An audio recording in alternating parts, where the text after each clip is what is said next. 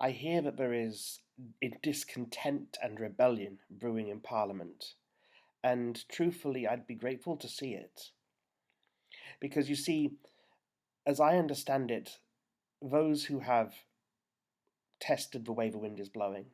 those who have advised the government, Spy B, for example, have identified a very serious risk of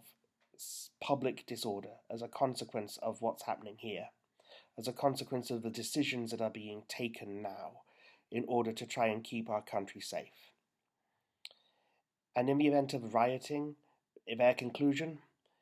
it will be impossible to keep social distancing. It will be impossible to enforce lockdown if the public are pushed too far and snap.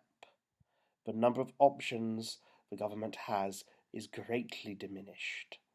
and the ability of there to keep things in check, to apply any of these supposed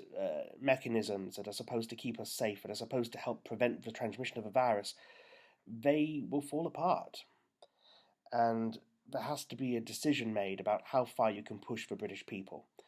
And I am aware that at least one release valve for that is for the people to look at their parliament, to look at their government, and to see the leaders of a day getting a good kicking and getting their asses handed to them by rebellions. Because if they see people standing up for them, people making a fuss for them, people causing trouble for them, well, they will feel less impulse to make trouble themselves, less compelled to